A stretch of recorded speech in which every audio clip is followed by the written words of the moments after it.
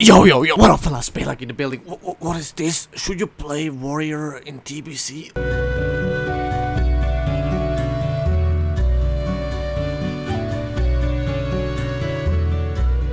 Alright guys, and welcome to another video. Today we're going to be answering one very simple question. Should you play a warrior in the Burning Crusade? The short answer is yes and no. Because nowadays in vanilla we are having so many warriors in the raids because they are so efficient and they are scaling so good with the world buffs. We got it. But in TBC we're gonna switch it up a little bit, and the situation is gonna be more in a way that arms warrior is not gonna be in PvE that viable, because a lot of fights are not gonna be melee friendly. When on the other hand, Prod Warrior is in the first phase is gonna be the best tank that you can have, and at the end Paladin and Druid are gonna actually catch up. But for the majority of TBC content, Warrior is gonna be the top tank. So definitely, if you're gonna be tanking as a warrior, you're gonna be having a lot of spots in the dungeons and in raids. But when it comes to arms warrior as a DPS, you still can find a spot in the raid, but you gotta be a little bit, more fighting for it, I would say. But it's still definitely possible, and if you really like the class, then you should play a warrior. But there are gonna be other classes that are gonna be in higher demands, like shamans, for example, warlocks, hunters, and stuff like that. Just before we jump in guys, apparently only 11% of the people who watch my videos are actually subscribed to the channel, so I would appreciate if people did actually quickly subscribe and hit that notification bell if you want to see more content like this. This video will cover 4 main topics. First of all, the major changes to the class compared to Classic WoW, then talent changes, PvE and PvP performance and playstyle, then lastly we'll have a little look at the tier sets and their bonuses. The tier sets for warrior in TBC are one of the best tier sets in the game. Brutal gladiator, the Sunwall Plateau gear, amazing looking. Warriors having so many good sets, good looking sets. So let's take a little look at all the changes for the warrior. First of all, starting with all of the added spells. First of all, we have the ability called Devastate, which is a protection warrior's main filler ability, which just makes the rotation a little bit more interesting, and it essentially does the same effect in Sunder armor, however does 50% of your weapon damage included, and then does more and more damage the more Sunder armor stacks what you have on the target. Next we have more of a fun utility ability called Intervene, which allows you to actually charge to friendly targets. And it will also intercept the first damaging melee ability on that target too. In general, it's a really good useful ability to dodge boss mechanics and stuff like that. Next we have the ability called Spell Reflection, which is probably one of the most iconic warrior abilities in the game right now. And what it does, well, it basically does what it says on the tin. You use it and it will reflect the next spell cast onto you. Reflecting... oh shit, I forgot to turn off this shit. Reflecting cyclones, polymorphs, very satisfying. Warriors can use this very tactfully to reflect polymorphs, cyclones and other cool stuff like this. Next we have the ability called Rampage, which is at the end of the Fury talent tree. Makes rotation a little bit more interesting. Whenever you get a crit, you can activate this ability to buff your attack power marginally, and then... Hold on, it goes Rampage 200 mana? What the frick is going on? Who was smoking something? It will keep stacking up to about 5 times, so it's a little bit similar to the Enrage buff, but you actually have obviously a lot more control over it.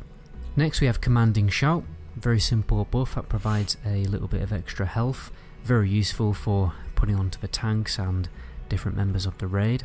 And lastly we have the ability Victory Rush, which after you kill a enemy target that provides honor or experience, basically it can activate, and it's essentially just a free damaging ability. It doesn't provide health like it does in the later expansions, but yeah, it's just a free damaging ability for a little bit of extra damage after you kill somebody. Now let's move on to talent changes. So our talent trees got massively reworked in TBC, particularly the arm spec. Hold on. Rend buff 75% extra damage. Okay. Actually, also in Votluk, what I noticed is that dots in Votluk, Wrath of the Lich King expansions, are much less powerful than in vanilla, I would say, because in vanilla, if you just put like 2 dots, the person is just gonna bleed out if you're not gonna dispel it. But the rend in vanilla is very weak, in my opinion. But on the other hand, in Wrath of the Lich King, rend is becoming more and more powerful, and also in TBC. As you can see, I've got quite a few notes written down. Anyway, let's get through it. First of all, we have improved rend buffed from 35% extra damage to 75% extra damage. Then we have the tactical mastery talents actually swapped with a talent called Iron Will, which basically increases your chance to resist stun and charm effects. And tactical mastery is actually moved into the protection tree here. You'll see like a lot of key talents which are basically moved to different talent trees as well. Thunderclap's damage is buffed to essentially be double, and the slowing effect is increased by a further 10%. Anger management is totally changed to just give a flat 1 rage generation every 3 seconds. The weapon specialization talents are largely the same, just to give either 5% extra damage, 5% extra crit. But weirdly, we have Death Wish now in the arms tree rather than the fury tree. And Mace Spec also generates a little bit of extra rage whenever it procs, whenever the stun thing procs. We also have an added talent here called Improved Disciplines, which reduces the cooldown of Retaliation, Recklessness and Shield Wall by 4 minutes, well it's actually 10 minutes in total, and then it actually increases their duration by 6 seconds in total. We also have Improved Intercept, which is moved from the Fury tree into the Arms tree. Obviously that makes a lot more sense because you will need better charging abilities in PvP, and Arms is more of a PvP spec. We also have the talent Second Wind. Whenever you are stunned or immobilized, you generate 10 rage and 5% of your 10% of your total health over 10 seconds.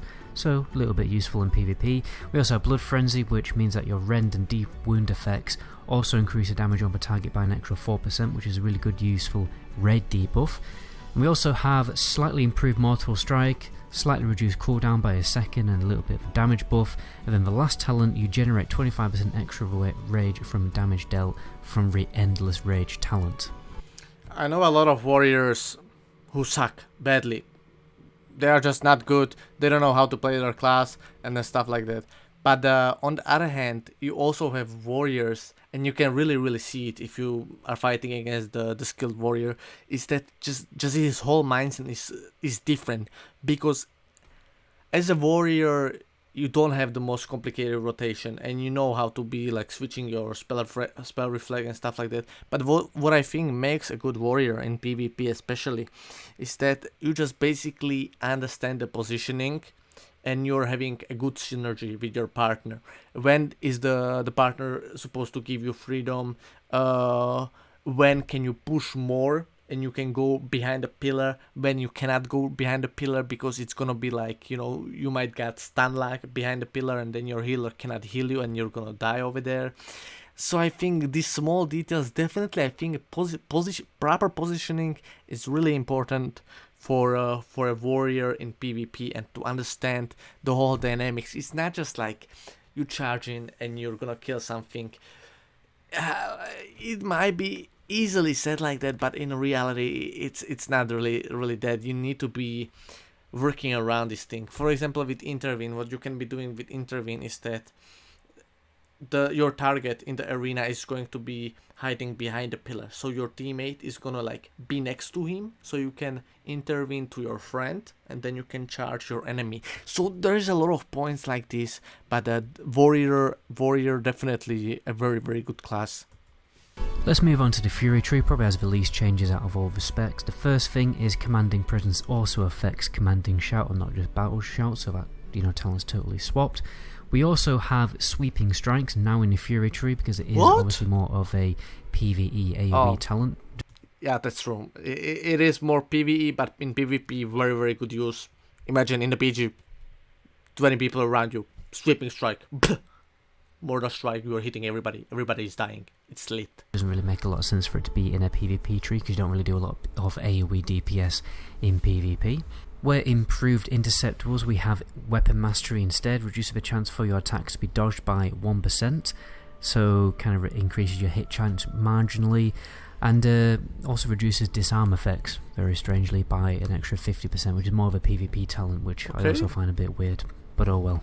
Then we have improved Whirlwind, a little bit of extra damage, reduced cooldown on Whirlwind. We have the talent Precision, which is basically a copy and pasted rogue talent with a 3% extra hit with melee weapons. We have improved the Berserker stance, slightly increased attack power and reduced your threat generated by 10%, pretty decent. And then we have Rampage, which we talked about previously. Now let's move on to the protection talent. So first of all, we have improved Blood Rage right at the top rather than a tier 2 talent. I think it's mainly there so that Arms and Fury warriors can pick up this talent pretty easily when they have leftover talent points. Definitely. Then we have Tactical Mastery there at the top pretty much for the exact same reasons, because it is pretty useful PvP talent to pick up. And improved shield block has been changed slightly. You only need one talent to max it out, but it's been nerfed to increase shield block duration by only 1 second. We have the Defiance talent here, which increases your expertise by 6. This is a talent which is... I suppose I don't really have the time to explain like how the expertise stat really works, but in the shorthand of that, it's basically kind of increasing your hit chance. Well, it's reducing your chance to get glancing blows with your melee hits. We have improved Sunder Armor, which also gives a little bit of a benefit to Devastate. This is a stun, a shield slam, nothing really. Talents. What is shield slam doing? Anyway, let's just continue. So, in my personal opinion, I think Warrior is one of the most interesting and challenging rations available to you, because most other DPS classes pretty much only cast like 1 to 2 spells. With the Warrior spec, you have multiple different spells to cast. It requires a lot of good timing, and it's just generally very engaging and dynamic and interesting rotation, and I definitely would consider playing a Warrior in my... I don't think it's one of the most difficult one, but it's one of the most kind of like rewarding, because you know there's gonna be a difference between a good warrior also in PvE and a bad warrior, and when it comes to rotation, because you need to be maximizing your utility, your possibilities. My personal opinion. So Fury is the most popular DPS spec. Most people are just gonna spec into Fury because it does the most DPS. Arms is a little bit niche, but it does have its uses because of that debuff that provides 4% extra damage onto the target, but they are kind of rare. But to be honest, I think Arms Warriors, if you have a decent enough weapon, you are, more than welcome in a raid, because a lot of warriors are obviously going to do PvP, and if you don't want to keep spending the money on the respec cost, you can very easily just turn up to a raid and arm spec and do fairly decent DPS. I think if you're going to be having a proper PvE gear, then I don't think it's gonna be that much of an issue. But if you're just gonna be an arms warrior and you wanna go Sunwell Plateau and you are full PvP, I don't think people are gonna like it, because resilience, which is used in PvP, which is reducing the crit chance that you can be hit by, is not really useful in PvE, just to be honest. So you're not gonna be doing that much damage as you should be. So definitely, I think if you wanna be arms warrior, go ahead. Very, very good spec, but I think that you should also have a set for PvP and have a set for PvE, so you're also contributing to the rate. Obviously, the last spec to talk about is protection. This is the best main tank spec in the game. The main reason for that is because you have such ridiculously strong cooldowns to deal with difficult, boss mechanics and boss encounters. Yeah. Overall, when it comes to the actual statistic performance of a warrior, they scale with the expansion. This is the case in Vanilla, it's the case for Wrath of the Lich King 2. Warriors are kinda suck at the beginning of the Burning Crusade. This is kind of an issue because we do live in a min-and-max culture. The last time I played a warrior was on Wrath of the Lich King, and I did find it fairly difficult to actually get raid spots because, again, early on in the expansion, warriors don't do the best DPS, and it's normally casters that really do the top tier DPS, so it's... But in Wrath of the Lich King, once the warrior is hitting 100% armor penetration, he is unstoppable. He's deleting everything in his path. But till then, I definitely have to agree is that warrior, one of the most gear dependent class ever. It is what it is, fellas. But definitely really good, but you need a little bit of time to collect the gear and to shine. So that's why I think it's really important to find a good guild that you that will understand you, that you want to be regularly raiding, that you want to be coming, then you will be showing on time, and then your spot in the raid is gonna be guaranteed. When on the other hand, you would be just going always with the pups, with the random people. They don't really care about you at all. So I think it's just not worth it, and I think it's better just to find a guild and raid with the guild. In my opinion, I would probably play warrior as an alt. Like, I would play at the beginning of the expansion, you know, with a top tier DPS, and then maybe alt playing a warrior later in the expansion. It's really up to you. Just bear in mind that it may be more difficult for you to get a raid spot than playing a warlock or a mage, for instance, simply by the fact that warriors don't do the best DPS early on in the expansion. However, obviously, when you progress into tier 5 and tier 6 content, that's when they start doing really, really good, strong DPS. When it comes to PvP, they are very easily a top tier 2s and 3 spec. You're Definitely. find it fairly easy to start pushing rating in arena, and you just need a good restoration druid, or you just need a good paladin, and if you're gonna work on your synergy, then I think it's definitely possible, even with a lower skill, just to be pushing for some decent rating. But I think it's also really interesting, on the other hand, how warrior is considered to be the best tank in TBC, but in Wrath of the Lich King, warrior is actually the worst tank. And let me tell you a reason for that. The reason for warrior in Wrath of the Lich King, the issue is that he doesn't have so much like damage reducing talents as, for example, Death Knight. Death Knight easily number one main tank, the best main tank. The reason for it, he has AMS, Anti-Magic Shell, which is reducing the spell damage that you're gonna receive by, I think, like 80%. So what it basically does is that it's nullifying some of the spells that some of the boss mechanics gonna cast on you, because you're gonna be immune. I think Druid very good, but a little bit harder, and Paladin the best off tank. Have a pretty easy time in battlegrounds. The only classes that DPS classes that are a little bit more powerful than a warrior, probably a warlock and a rogue. But I would generally consider warrior to be a very, very top tier class. Personally, if I was gonna, I would say that warrior top tier class, but I would say that also mage is top tier in PvP. But the problem is that you need a little bit more skill to be a good mage in PvP, and the same for rogue. Rogue very strong, priest very strong, but you just need a little bit of more.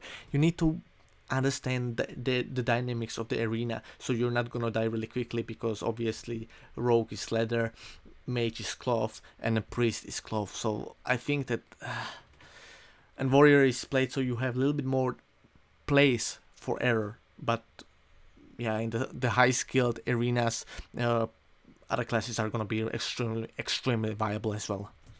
I'm gonna play a warrior. If I was going to play at the beginning of Classic TBC, if it does actually launch, I would focus more on playing PvP, because that's where I'm going to be more useful and have more fun, and then do a little bit of raiding on the side. And then as the expansion kind of progresses, I would maybe focus more on PvE content.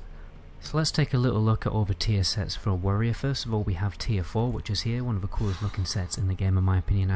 In fact, all of the warrior sets, PvP sets, tier sets in Burning Crusade are really good looking for a warrior, so you're definitely lucky on that front. But anyway, we have the 2 set bonus for a protection warrior. Whenever you parry, you have a chance to gain the ability called Blade Turning, absorbing 200 damage for the next 15 seconds, so marginally useful. And your rage... Bro, you have your own bubble, like from a priest. This is actually really strong. The revenge ability causes your next damaging ability to do a little bit of extra damage. Next we have Fury, which your Whirlwind ability costs 5 less rage. That's actually pretty good. You get an extra 2 rage each time your attacks is parried or dodged, so a bit of a strange one, more of a PvP one, but anyway, let's move on. Next, I think, yeah, it's a little bit weird, because you get rage when your attack got parried.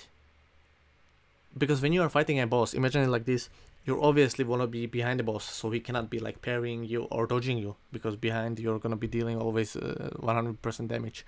So I don't really understand it. I would say more for PvP definitely, because if you're going to be fighting let's say for example, a rogue or a warrior, they're going to be parrying you all the time. So I would say I don't know. Next we have tier 5, so for protection spec, each time you use your shield block ability you gain 100 block value against a single attack in the next 6 seconds, so that's pretty decent damage absorption. And then the next one is you have a chance each time you are hit to gain 200 haste rating for about 10 seconds, that's actually also pretty good too. Next we have the DPS version. Your overpower ability now grants you 100 attack power for 5 seconds, so that's pretty good. And then your Bloodthirst and multiple strike abilities cost 5 less rage. Next we have Onslaught gear. Damn. Blizzard even thought that this set looked so cool, they actually remastered it in Legion, and I definitely agree with them on that front. But anyway, so for protection spec, increase the health bonus of your commanding shot by 170, not that great to be honest. Increase the damage of your shield slam by an extra 10%. And then for Fury spec, we have reduces the rage cost of your execute ability by 3. And the second one is increases the damage of your Mortal Strike and Bloodthirst abilities by 5%, so not amazing to be honest. But anyway, that is all of the tier sets, and that's pretty much where I'm... The best looking set for Warrior, in my opinion, is the Brutal Gladiator one, or the one that you can get in Sunwell Plateau. If I don't forget, I will put a link put a picture over here, or a link or something, so you can see it. But yeah, it's gonna be interesting for a Warrior, but MetaGoblin had a lot of good points. Warrior is gonna be extremely viable in PvP, but in PvE you need a little bit of time to shine, and you're gonna be shining at the end of the expansion. You're not gonna be shining so much, and also the problem is that so many bosses are not gonna be melee friendly, so a lot of people are gonna be prioritizing a ranged DPS than a melee warrior. Unfortunately, it is what it is. But I think if you plan to be doing mainly PvP, then I think a warrior definitely very good choice. Also, if you want to be tanking as a warrior and you want to be a mainly prot for PvE, also definitely a really good choice. So it all depends what you want to prioritize, whether you want to be more PvP player or you want to be more PvE player. So it's up to you. Fellas, please leave a like on MetaGoblin's video should you play warrior in TBC, and subscribe to MetaGoblin to his channel. He's doing a very good videos. Also please leave a like on my video, it's helping me a lot with the algorithm. And also please leave a comment, what video am I supposed to check out in the next video. It really helps me a lot, and I will put you in a video. Subscribe to my channel as well. Thank you for watching. See you in the next one. Bye.